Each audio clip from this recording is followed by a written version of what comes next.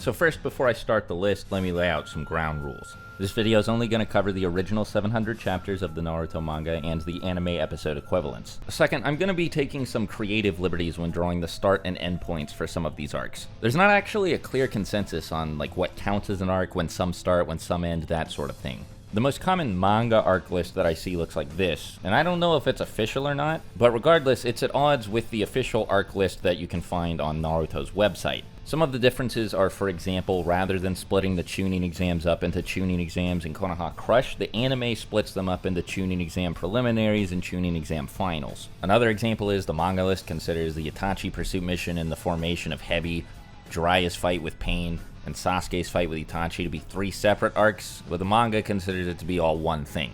They also define different periods of the Fourth Great Ninja War slightly differently, and I'm not really a fan of either of these, so for the sake of this video, I'll just define the arcs myself. The way that I've always looked at it is that the story of Naruto has 3 acts. Part 1, the start of Shippuden, which covers up to Pain, and the second half of Shippuden, which covers the 5 Kage Summit and the Fourth Great Ninja War, and that each of these acts have 4 arcs each. These 12 arcs, as I see them, are the Land of Waves arc, the Chunin exams arc, which includes every phase of the Chunin exam and the Konoha Crush portion, the Search for Tsunade arc, the Sasuke recovery arc, the Kazekage rescue arc, the Reunion arc, or the Tenchi Bridge arc, whatever you want to call it, the portion of the story with Sasuke, Orochimaru, Sai, and all that, the Immortal Duo, or Hidan and Kakazu arc, the Prophecy and Vengeance arc, which as I see it is just a combination of the Prophecy and Vengeance arc from the anime, and like I said earlier, this covers the Itachi pursuit mission, Jiraiya's fight with Pain, and Sasuke's fight with Itachi, and Pain's assault, which covers everything after that up to when Naruto fights Pain. Then the 5 Kage Summit arc, which, covers the 5 Kage Summit, the Fourth Great Ninja War, which doesn't cover the whole war, technically, but it includes everything after the 5 Kage Summit up until the chapter where Tobi's identity is revealed. Then after that, there's the Ten Tails arc, which starts where the last arc ends and ends when Kaguya makes her first appearance. Then finally, the final arc, which is what I actually called it, covers everything from this point up until the end of the series. Sorry if the whole labeling the arcs myself thing was weird, obtuse, or stupid. I'm not trying to be difficult or whatever. Doing it this way was just genuinely the easiest way for me to rank these arcs. Now then, time to start the countdown. After a good word on behalf of our sponsor, Raid Shadow Legends! That's right, baby, it's raid time, and I don't just mean for an ad read, but I mean that the game just got through celebrating its 4-year anniversary. Can you believe it's been 4 years of Raid Shadow Legends? 4 years of what may very well be the greatest game of all time. There has never, and I mean never, been a better time to get started. More on that in a second though, because first I need to answer, why should you download Raid in the first place? It's tough to narrow my reasons down to a handful. Raid's got the best graphics, the sickest turn-based RPG combat, and the single greatest roster of characters you've ever seen, not just in a mobile game, but in any game. Ever. Picking a favorite raid champion is like picking a favorite child, but if I had to, I gotta go with my guy Dracomorph. I pulled this guy as soon as I started playing, and he carried me through the early game. He does a million bajillion damage all by himself, and if you can believe it, he can even lower enemy defense. So anything you throw in front of this guy... If you're brand new, you get to go on your very own personal journey with your starter champion. I like Dracomorph the most, but the one I started with was Gallic, and I'll never forget the many incredible times we shared together. Also, this April, you get to go on your very own egg hunt, but not just for any eggs, for dragon eggs. Just download the game using the links below, copy your in-game player ID, then head on over to egghunt.plarium.com from April 14th to May 15th, enter your player ID, and if you find a hidden egg, you'll be in for a chance to win amazing in-game items and even real-life prizes, ranging from legendary raid champions to Amazon gift cards with a total value of $20,000. With all this exciting stuff and more coming to Raid, if you haven't started playing yet, then what are you waiting for? Use my link in the description or scan the QR code on the screen right now to get insane bonuses. We are talking an epic champion, Kellen the Shrike, and other useful things like energy refills, magic potions, and XP boosts. So again, hit the link, get your free stuff, and thanks to Raid for sponsoring today's video. Number 12, Fourth Shinobi World War. Yeah, I know this is like the coldest Naruto take ever, okay? Is anybody surprised that the war arc is in last place? Probably not. It has a lot of problems I've been over plenty of times throughout my video catalog. The main two issues are, first, at a certain point, the plot just kind of stops moving forward altogether. As soon as everybody in the allied shinobi forces starts fighting Kabuto's reanimated ninja, interesting plot developments cease altogether. It's just fight after fight after fight. And the second problem is that pretty much all of these fights are boring. What you're left with is a long stretch of dead time. With no plot hooks and a bunch of lame fights, there's nothing here to keep the audience captivated. Now let me speak a bit in the arc's defense because I don't think it's all bad. The beginning is pretty engaging, especially if it's your first time watching the arc. Even though it wasn't executed well, the setup to this arc is great. A battle between an undead army of the strongest ninja in history and the rest of the world sounds badass. Like, really badass. And speaking at least from my experience, it was hard not to get excited about seeing characters like Zabuza, Haku, Asuma, and various members of the Akatsuki again. The tumultuous alliance between Obito and Kabuto is also pretty interesting too.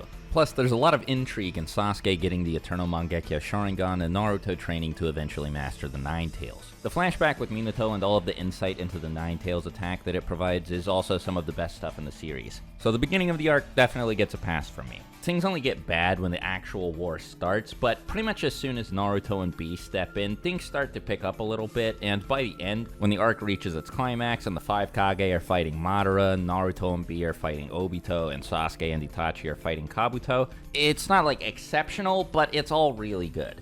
It also gets bonus points for featuring Madara versus the 4th Division. Like I said in my fight ranking video, this is the best villain introduction in the series, hands down, easily. Number 11, Kazekage Rescue. This arc has a strong start and has a lot going for it in general, honestly. It introduces some new characters, does good work developing existing characters, and does plenty of world building as well. Naruto's determination to save Gaara does a lot to make him more layered and likable, and Sakura finally gets to play a vital role as one of the main heroes of the story. Pretty much impossible to see his conversation with Kankuro and his fight with Deidara and not come away with a positive opinion of him, so making him the focus of the arc was a good idea. Rescuing Gaara is a compelling objective for the main characters. This is also the first arc that shows off a village from one of the other 4 or 5 great nations, and it gives a name to the tailed beasts and their Jinchuriki. By extension, it also expands on the goal of the Akatsuki a little bit more. There's definitely a lot of stuff here that's either narratively important, super compelling, or both. It's definitely not a bad arc, but there's a sizable portion of it that I don't like. Pretty much as soon as Team Kakashi and Team Guy start fighting against the Akatsuki, something about the arc just seems off. First of all, Itachi and Kisame do not need to be here. I find it very jarring that they show up, actually. Especially because the main characters don't even fight the real ones, they're just clones. Now, I know that you couldn't just put these versions of Team Kakashi and Team Guy against the real Itachi and Kisame. They'd just die. But, like, you know, just don't have them show up at all. On that note, from this point on, the fights, with one exception, aren't very good. Sakura and Chiyo's fight against Sasori is awesome, but pretty much everything else is either fine or just straight up bad. As a result, the climax is pretty underwhelming. The final fight against Deidara is like, it's not terrible, but it's definitely not of the same pedigree as all of the other big arc finales in Naruto. Kakashi using Kamui is pretty cool though. Number 10, Final Arc. I had a bit of trouble deciding whether I wanted to put this above or below the Kazekage Rescue arc, but I think this is the spot I'm most comfortable with.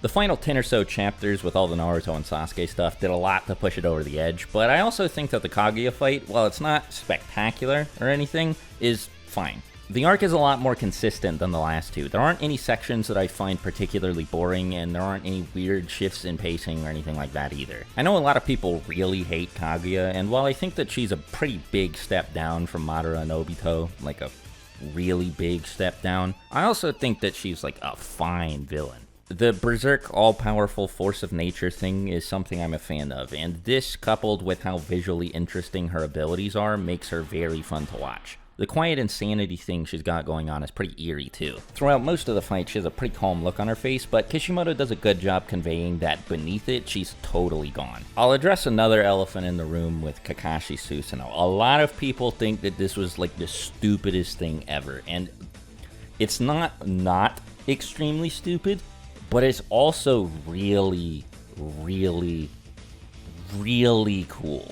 Like, yeah, it's the biggest, stinkiest pile of horse shit in the whole series. It doesn't make any sense at all. But I think that Kishimoto, like, he had to have known that he was just destroying all of his readers' suspension of disbelief to do this. I think that he knew that that was going to happen and that it was worth it. There's enough of an attempt at an explanation here that because of how sick Kakashi using both versions of Kamui and the perfect Susanoo turned out to be, I think I can give it a pass. If it doesn't work for you, sure, I don't think that this alone is enough to move the arc below the Kazekage rescue arc, especially considering, like I said earlier, all the stuff with Naruto and Sasuke at the end is spectacular. Sasuke's heel turn is awesome, the fight is great, especially in the anime, and Naruto finally getting through to him at the end is cathartic beyond belief. I went into this fight hating Sasuke and came out the other side thinking he was one of my favorite characters. Like, even in retrospect, everything that he'd done throughout the whole series just clicked for me. The main issue I have with this arc is Zetsu. He is not likable, and I think that that's on purpose, but I think that it does actually detract from the arc a little bit. That retcon especially sucks. Now, my feelings on it have mellowed out a bit since I first read the chapter where it happened, but I still don't like it very much. Some people have gone so far as to say that it ruins the entire series, and I think that's going way too far, but I definitely don't like it. Number 9, Reunion. Like the last one, this arc doesn't have any bad parts pacing-wise, but it also doesn't have any sticking points for me like Zetsu. I know a lot of people really hate Sai, and like with Kaguya, I'm not here to be the Sai defense force, but I don't think he's that bad. He's not my favorite, and I'd also personally prefer if Kakashi was here in Yamato's place, but I actually like Yamato quite a bit, and I think all the stuff with Danzo, Yamato, Sai, the Foundation, and all that is really interesting. Sasuke being the focal point also does a lot to make the arc more engaging, since the guy is shrouded in mystery from the end of the Sasuke retrieval arc all the way up until the climax of this one. The last arc also leads directly into this one, with the Sasori, Kabuto, Orochimaru, Tenchi bridge setup. It always feels like the arc's going somewhere, and that it's going somewhere interesting, and typically the payoffs to these setups aren't disappointing either. The confrontation at Tenchi Bridge is awesome. Naruto's fight with Orochimaru is one of the better fights in Naruto. Speaking of, while I thought that Itachi and Kisame didn't really belong in the arc that takes place right before this one, I think that Orochimaru and Kabuto's return feels welcome. It makes sense for them to be here since Sasuke is living with them after all. They're both great villains, just like always, and so I think that it's really saying something that I feel like Sasuke steals the show from them at the end of the arc. Everybody's reunion with Sasuke is some choice stuff. The fight is great, all of the character interactions are great, and the way that the scene is directed is brilliant. The arc is definitely slower than plenty of other Naruto arcs, but I don't think it ever screeches to a halt. The peaks aren't as high as in any of the arcs that I have above this one, but I think that it's just consistently good the whole time. Number 8, Ten Tails. It's really close between this arc and the next one, out of which one I think is better. It's very hard for me to decide, but I think that this is the order I want to go with. I might change my mind next week, who knows. But for now, I think I'm locking in the Ten Tails arc at number 8. So first off, especially considering the arc we're talking about, let me make one thing clear. Even though we're still pretty low on the list, I think that this arc is great. In fact, I think that the arcs got spectacular as early as 9th place. The reason I felt I should clarify that is because this is basically the 4th Great Ninja War Part 2. And a lot of people feel close to the same way about this arc as they do about the first chunk of the 4th Great Ninja War. I am not one of those people. I think this arc is a blast from start to finish, and I have more problems with it than I do with the Reunion arc, but I also think that the highs here are way higher. In fact, many things that people consider some of the series' peaks are spread throughout this arc. You've got Obito versus the Blood Mist, Kakashi versus Obito, Guy versus Madara, just to name a few. Madara and Obito as a pair are phenomenal villains, and one of my favorite things about their dynamic is that they're not really even on the same side. They both spend the arc fighting against the entire world and fighting against each other to become the Jinchuriki of the Ten Tails at the same time. I also think that every single one of the Hokage is characterized well, and watching any of them fight is tons of fun, especially when they're fighting together, either all at the same time or in specific combinations, like Minato and Tobirama, for example. Watching Naruto adapt to the situation and get massively stronger as he gets more and more in sync with Kurama and eventually stacks Sage Mode on top of his Nine Tails chakra is super fun. Like, everything about this arc is just fun. It is just a fun time. There's a lot of stuff in it that's weird and that some people feel doesn't make sense or only kind of makes sense, but I don't care. None of it's particularly egregious, and like I've been saying, this part of the series is just so much fun to read or to watch that it's hard for me to feel like the positives here don't outweigh the negatives. Number 7, Immortal Duo. So this is basically like the same type of vibe as the Reunion arc. It is very consistently good and doesn't really have any low points or sections that drag, but I think that the high points here are quite a bit higher than they are in that arc. First of all, pretty much everyone will tell you that it was a good idea to give Shikamaru a vital role in the story. The scene where he buries Hidan is one of the best and most iconic moments in the series. The Rasen Shuriken is cool, and the training Naruto goes through to learn how to do it is engaging. I think that Naruto typically has really good training arcs, and this one is no exception. Both fights against Hidan and Kakazu are awesome, and very engaging too. Asuma's death is super sad, and also raises the potential stakes for the rest of the arc by introducing the possibility that one of the other main characters, like Kakashi or any of the other members of Asuma's team, could end up being killed by Hidan or Kakazu. Shikamaru's one-on-one standoff against Hidan is really, really intense and super scary. I don't have a ton to say about this arc, it's just solid. Number 6, Land of Waves. This is the part of the video where I think I'm going to start to get in trouble because pretty much all of the arcs we have left are popular choices for a typical person's favorite arc in Naruto. I see people say any of these 6 arcs is their favorite arc all the time, and I have to rank them all from worst to best. So inevitably, I have to run into a situation like the one I'm in right now, where I say that a good portion of the fan base's favorite arc is actually only the 6th best arc in Naruto. Like, I'm sorry, if I could put it higher, I would, but just logically, I can't. One of the arcs has to be 6th place, and it's this one. Let me say right from the outset of my analysis that I totally get why this would be somebody's favorite arc in the series. It's a really, really, really good part of Naruto. If you think the Land of Waves is the peak of the series, that's totally fine. I get it. Same goes for everything I have above it. I just like these next 5 arcs more. But yeah, like I said, I want to stress, this arc is spectacular. Zabuza and Haku are awesome first villains.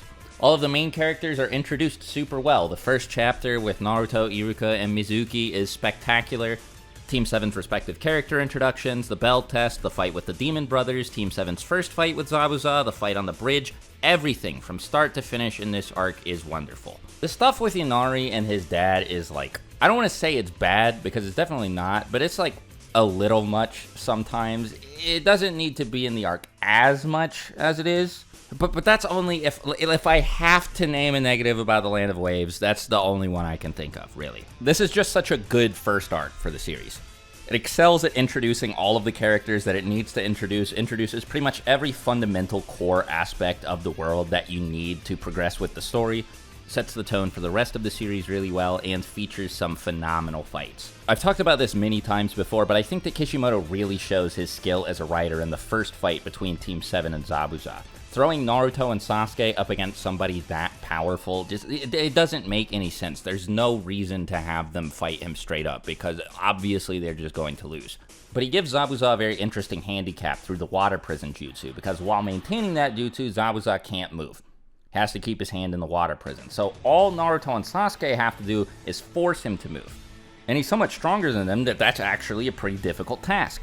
But the two of them are clever enough that they're able to think of a really cool plan, like a genuinely sick plan, where they trick Zabuza into thinking that they're throwing a shuriken that's just a diversion for a second shuriken that's the actual shuriken, but that shuriken is not the actual shuriken, and they just wanted Zabuza to think it was the actual shuriken. Because while it is functionally a shuriken, it's not a shuriken, it's Naruto, and Naruto transforms back from the shuriken into himself and throws a kunai, which forces Zabuza to remove his hand. Like, it's genius. It's so cool.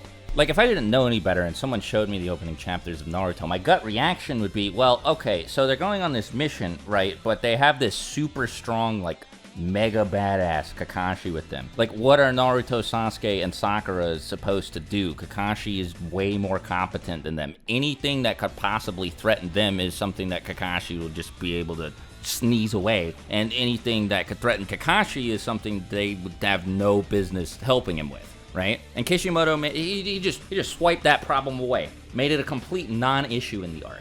The power disparity between the Jonin and the Genin here also makes the battle on the bridge way more intense. Like, things get really dire, super bleak, Is Tazuna gonna die? Who knows? Is Sasuke gonna die? Who knows? Naruto, he's probably not gonna die. But for pretty much everyone else on the bridge, their fate is totally up in the air. Also, in a lot of series, the humanity given to and eventual redemption, I guess, of Zabuza might feel really corny and cheesy and not necessary. It might detract from the series, actually. But here, it's like, it just works. It works really well. Zabuza, this emotionless sellsword bounty hunter, villain, antagonist, who you're not even supposed to empathize with at all, has an emotionally resonant character arc. Like I said, there are many times throughout this arc that Kishimoto is able to show off how talented he is as a writer. Number 5, Chunin exams. I'm gonna get executed for this, I know, but look, I like the Chunin exams, okay? Number 5 is not low when we're talking about Naruto arcs. So let's start with why I think it's better than the Land of Waves. So first off, in the Forest of Death portion, I think the tension is just as high as and typically exceeds the tension present in the Land of Waves on the bridge. There are many situations where it seems like one or more main characters is about to die. Also, now, instead of there just being 2 very scary antagonists, there are like a billion. You got Orochimaru, all of Orochimaru's goons, Gaara, and pretty much anybody with an unusual or creepy character design. This is also the arc that introduces Orochimaru, one of the longest lasting and most impactful villains in the whole series. Here he gives the curse mark to Sasuke and sets up one of the most important plot points for the rest of the series, that being Sasuke's defection from the leaf. And also, we get a really cool moment out of it when Sasuke awakens the curse mark and breaks Zaku's arms. The stakes past the Forest of Death aren't necessarily life or death, like people can still die in the Chunin exams, but it's less about that and more about whether or not the main characters are going to become Chunin.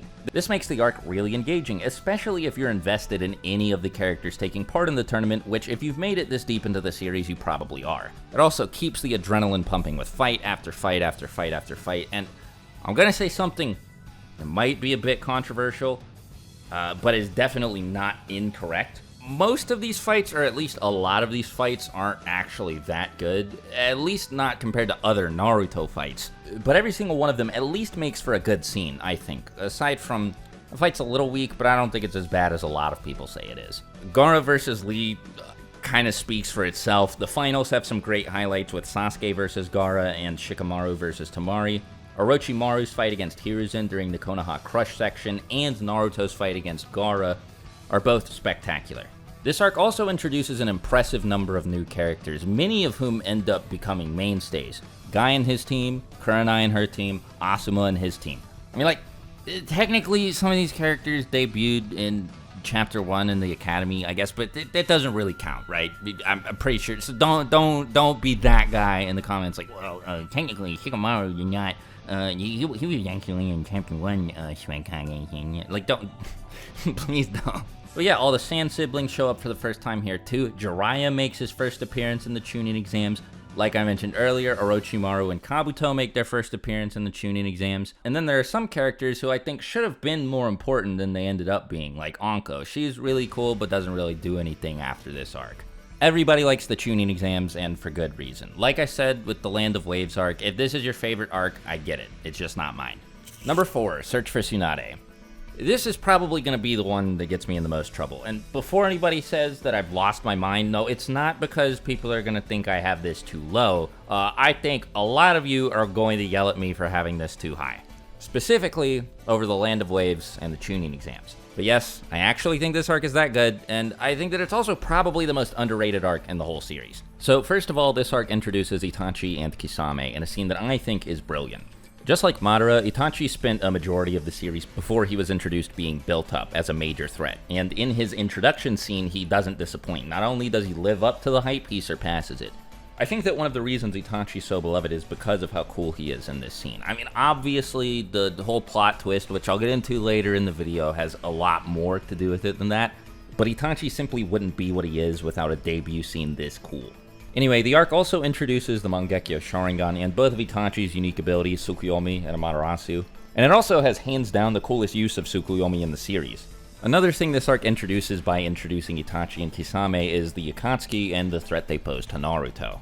We also get the great scene of Sasuke's first fight with Itachi, and then the fight that happens immediately after between Jiraiya, Itachi, and Kisame. Speaking of Jiraiya, this arc also does the majority of the series work developing Naruto and Jiraiya's relationship. After this, the amount of on-screen interactions between them is very limited. It's pretty much entirely thanks to this arc that Jiraiya's death in Shippuden is so effective. This arc also does a lot to establish the existing relationship between Itachi and Sasuke. Next, this is also obviously where the series introduces Tsunade, and I think I like Tsunade more than most people do, so maybe this doesn't mean as much to you as it does to me, but I think that this arc is where she's at her most interesting. She's a really good foil to Naruto here. She's basically his exact opposite. With Naruto, you have this idealistic young boy who really wants to become Hokage, but isn't even close to being qualified for it. Then with Tsunade, you have this jaded, cynical old lady who's being offered the position of Hokage, but doesn't want anything to do with it. One thing that they have in common that makes watching both of them interact so entertaining is that they're both loudmouths. They are still a little different in this respect though, like Naruto just doesn't have any tact whatsoever when it comes to navigating social situations, whereas Tsunade clearly knows better but just doesn't give a shit. The character arc that she goes through here, and eventually concludes with her accepting her role as the 5th Hokage, is great. She's got a very compelling dilemma presented to her by Orochimaru too, one that's easy to empathize with. Plus, she's just funny, and it's really fun to watch her fight. This arc also introduces the Rasengan, Naruto's trademark jutsu, basically Naruto's equivalent of the Kamehameha for the rest of the series. The Rasengan training, just because of how creative it is on Kishimoto's part, is competing for my favorite bit of on-screen training in the series. And I've talked about this plenty of times before, but the moment where Naruto finally manages to pull it off in the middle of the fight against Orochimaru and Kabuto is awesome. It's a series highlight for me, definitely one of Naruto's top 5 character moments. As Tsunade points out herself, the way he pulls it off is pretty clever too, making shadow clones so that they can use their hands to keep the chakra contained in the shape of a ball is like, it shows a very rare level of meta-awareness about the way his own power system works from Kishimoto. I get why Kishimoto decided to nerf Jiraiya and Tsunade. It would have been cooler if we'd gotten to see all 3 of them fight at 100%, but I can't really see a way around this problem, so I can ignore it. Number 3, 5 Kage Summit. Now that I think about it, maybe this is also a hot take. Does anybody else have the 5 Kage Summit this high? I feel like I might have to defend myself here as much as I did with number 4, but I don't have as much to say about this arc. Like, the number 1 main reason, I'm just gonna be honest, is because I like Sasuke. His fights against the Raikage and Danzo, respectively, are 2 of my favorite fights in the whole series, and I also like all of the interactions he has with the other 3 Kage. Speaking of the 5 Kage, it was very nice to finally meet the rest of them after spending most of the series knowing just 2. This was a really interesting direction to take the story in after Naruto beat Pain, because what I was thinking was going to happen was Naruto was just going to train some more and then move on to fight this Tobi guy. I was definitely not expecting one of the main characters to basically declare war on the entire world by starting a fight with the 5 Kage. This is one of the most intense arcs in the series, partly because it doesn't really follow the same narrative structure as all the arcs that come before it. Like, I don't even know who the main villain is. Like, yeah, there's Danzo, but like he's actually on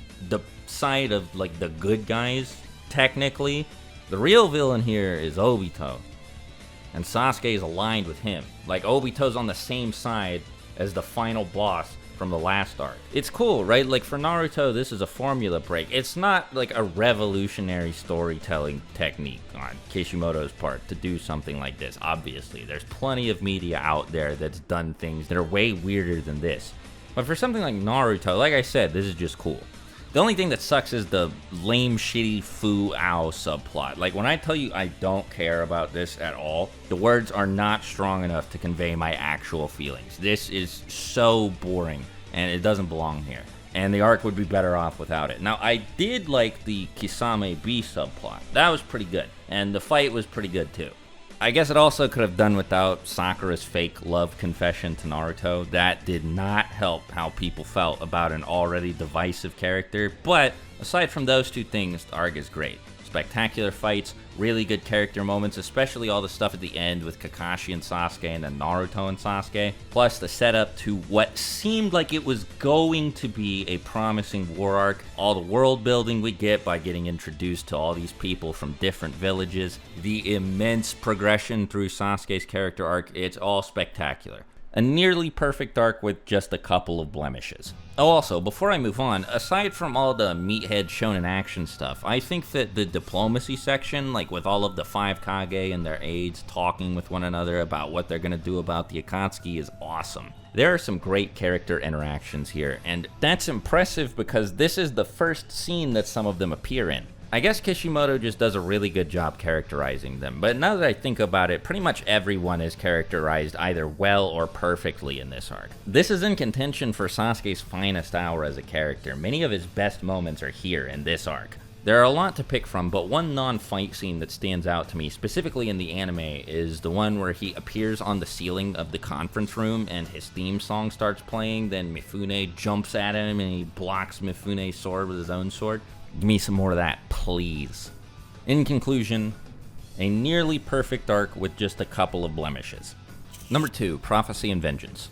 Most people split this arc into multiple smaller arcs, like not just 2, more than that, typically 3, sometimes even 4 or 5. Personally, I've always felt like this was one complete story arc, which sets up Itachi as Sasuke's mid-series boss and Pain as Naruto's. While the manga splits this up into Itachi Pursuit, Tale of Jiraiya the Gallant, Fated Battle Between Brothers, and Pain's Assault, the anime only makes the distinction between 2 arcs, Prophecy and Vengeance and Pain's Assault. I felt like why not just combine them, because I don't really agree with the point at which these arcs separate into 2 different arcs, and they would have ended up right next to each other on the list anyway. Now, I don't really think I need to explain why this is as high as it is. I think a lot more people are going to argue with me about how I'm defining this arc than where I'm placing it. It's really, really good. It's easily the best arc in Shippuden, and it's putting up a fight for first place in the whole series. When I did that fights ranking video, I'm pretty sure that this arc ended up with 4 of the top 10 fights in the whole series. Like, this catalog is outrageous. You got Sasuke versus Deidara, Jiraiya versus Pain, Naruto versus Pain, Sasuke versus Itachi, and Sasuke and the rest of Taka versus Killer Bee. Fights aside, the key plot points in this arc are among some of the most engaging in the whole series, and the character work here is brilliant. On the Sasuke side of things, not only does he stop Orochimaru from stealing his body, but he also finally gets his showdown with Itachi. On the Naruto side of things, all of this stuff pretty much speaks for itself. Everything with Naruto himself, Jiraiya, and Pain is fantastic. Jiraiya's death accomplishes exactly what it's supposed to. It elicits an emotional reaction from the audience and motivates Naruto to get strong enough to beat Pain. Pain himself is a fantastic foil to Naruto. Pretty much everything he says, in addition to contributing a little world building, fundamentally challenges Naruto's ideal outlook on the world and how it should function. Pain's also a fan-favorite villain for a reason. Pretty much everything about him is perfect, from his character design to his abilities, which are all clever references to Eastern mythology concepts like Samsara and the 6 realms of reincarnation, to his philosophy, to pretty much every piece of dialogue he has. I think Pain is the most otherworldly a Naruto villain has ever felt at the time of their introduction, even more than the literal aliens that come after him. It's not hard to argue that this is where Naruto himself peaked either. The way he processes Jiraiya's death is extremely human and 3-dimensional, like when he blows up on Tsunade and she just lets it slide. That's a good character moment for both of them, actually. And the way he tries his absolute hardest to forgive Pain, but just can't find it in himself to do it. Of course, this is all small beans before the big moment, which is his actual entrance before he fights Pain. There are too many things that I like about this arc to list. If I go over all of them, we'll be here all day. Like, I haven't even talked about the huge plot twist involving Itachi or Hinata finally confessing her love to Naruto, and these are pretty major things too. Like I said at the start of this section, I don't really think anybody's going to complain that I have this too high. If anything, people are probably going to be upset that I have it at number 2, not at number 1, because I think that the Pain arc is the most popular choice for the best arc in Naruto. And while I totally understand for all the reasons I've already provided, I don't think it's quite as good as number 1. Number 1, Sasuke Retrieval. So if I were to rank the arcs based solely on the quality of the fights in them, obviously the last arc would be ahead of this one. This would not be number 1. But, well, first off, this arc does have what I consider to be the best fight in the series, Naruto and Sasuke's first fight in the Final Valley. And second, I think all of the other pieces of the arc are generally consistently better than pretty much everything in any of the other arcs. This is a really good payoff to all of the Sasuke stuff set up earlier in Part 1. Every single arc before this one does something to help establish its foundation. The Chunin exams and search for Tsunade specifically plant a lot of the seeds that we see start to sprout in this arc, though. It's very easy to see how everything that happens to him before and at the very start of this arc leads Sasuke to his breaking point.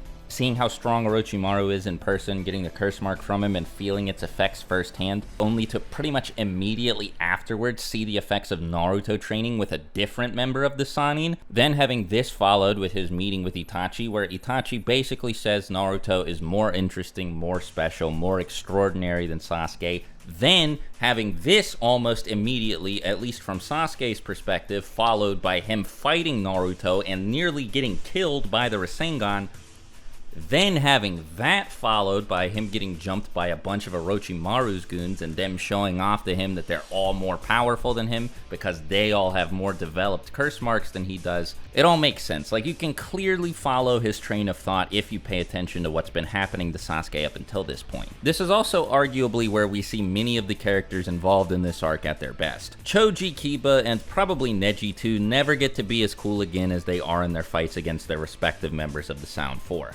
This is also probably the last time Kakuro ever gets to do anything truly cool, and speaking of the Sand Village, the reveal that they're on good terms with the Hidden Leaf Village is a welcome one. The stakes and tension are also arguably higher in this arc than they've ever been in the whole series, not just because of the consequences for failing this mission, but also because everyone taking part in the mission has to fight their own one-on-one deathmatch against one of Orochimaru's henchmen. Granted, Shikamaru, Kiba, and Lee all get saved at the last minute, but I thought for sure that Choji and Neji were done for. Also, the fact that Naruto lost his fight against Sasuke, maybe this was because when I watched this arc for the first time, I was just a kid, but it genuinely caught me by surprise and elicited a powerful emotional reaction from me, right? There was a pit, like a hole in my stomach after I saw Sasuke walk away.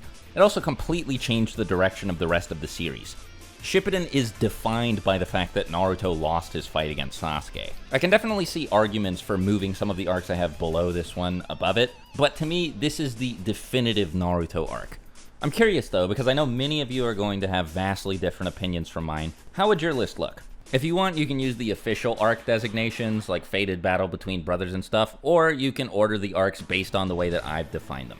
Up to you. However you choose to do it, just let me know. I want to know what parts of the series really appealed to you and what parts of the series didn't really work for you. While you're at it, have a fantastic day, and as always, thanks for watching. Take care.